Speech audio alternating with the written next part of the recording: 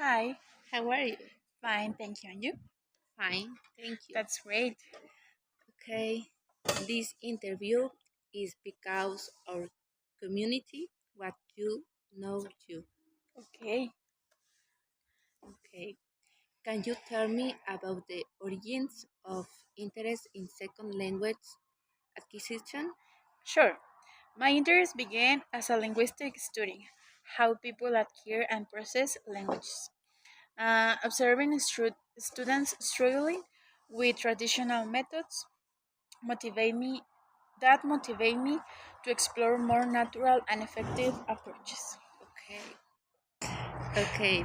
How do you collaboration with Tracy Servet influence the development of the natural approach? Okay, Daryl brought me classroom experience.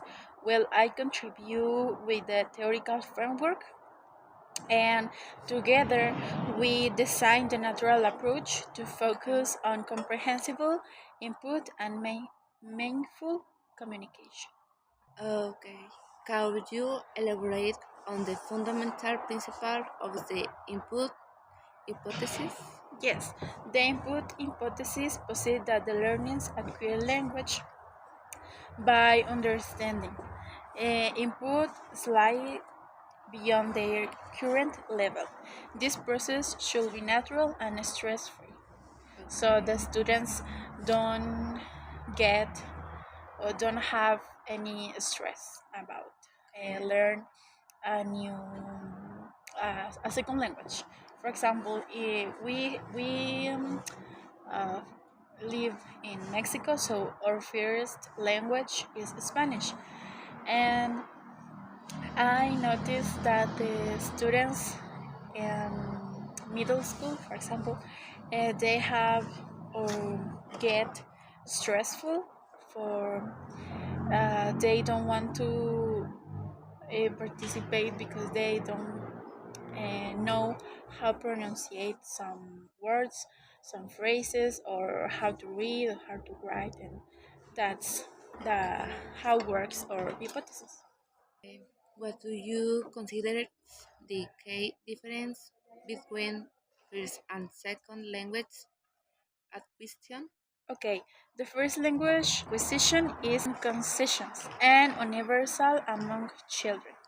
For example, like the example that I give you, we live in Mexico, so basically from we are babies, we learn, we know Spanish. Okay, second one, language acquisition involves focusing effort influenced by the age, by the motivation, and the learner's environment.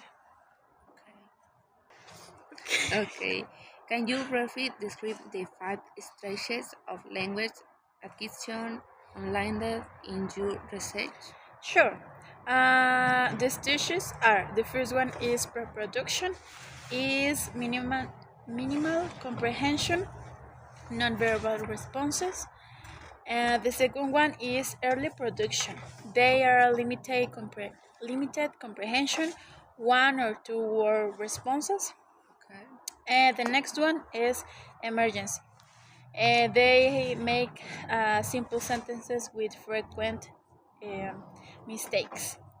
And intermediate fluency. They have a good comprehension of the language. Complex. They make complex sentences with few mistakes. With a few mistakes. And the last one is advanced fluency. They near native proficiency, taking 5 or 7 years to achieve. Okay. Okay. How can teacher accurately assess a student's current stages of language acquisition? Okay, the teacher should observe the student comprehension, verbal output, and the types of they commit a mistakes. For example, the stage appropriate task like yes or no questions or retelling stories can help gauge proficiency. proficiency. Okay. Why it is crucial to create strictly appropriate input for English language learning? Okay, learners progress when input is comprehensible and slightly Okay. avoid their current level. Input that's too easy or difficult, slow acquisition. Okay. How can educators use scaffolding techniques to help students move from one stage to the next? Okay, teachers can use model language. For example, use visual arts and ask progressively challenging questions to bridge gaps. Also, encouragement and support are the key. Okay. What are the biggest college teacher fights when implementing the natural approach in diverse classrooms? Okay, to balance the needs of the students at the different stages, that is a big challenge. Okay. Teachers also can struggle with the transitional and from the traditional grammar focused methods to an input basis with grammar focused methods to an input based approach. Okay. How can teachers use literature lesson writers to both conversational and academic language development? Okay, teachers should incorporate authentic communication for controversial skills and structure activities Okay. like academical discussions and problem solving tasks. And for academic discussions and problem solving tasks Okay. are from the academical language. Okay. What role does motivation play a second language acquisition according to your Research. research? Okay, motivation significantly influenced acquisition. Learners with strong personal or professional reasons to acquire a language tend to progress faster. Okay. Yes. Can you provide examples of advice teachers prompts for the speech emergence or immediate fluency states? Yes, for the speech emergency, we have why did the character do that? Okay. For the intermediate fluency, we have what will happen if, I don't know, if I don't take the bus on time. It's an Okay. example. And these encourage critical thinking with remaining comprehensive. Okay. Okay. Can you expand of the iceberg analogy distinguishes conversational and academic language? Okay, the conversational language is that visible. For Okay. example, the tip acquire quickly and use everyday interactions. For example, I don't know how I say hello Mhm. and that's kind of stuff. And academical language is how can I explain you? Require years to master for for understanding abstract concepts. Okay. For example, mm, I don't know, a very specific concept of something like, I don't know, what is the universe, for Okay. example. Yes, you need to mm, search and study a few years to know what is the universe and the full concept of Okay. that. Mhm. Okay. Why do it take so much longer for students to develop academic language compared to conversational language?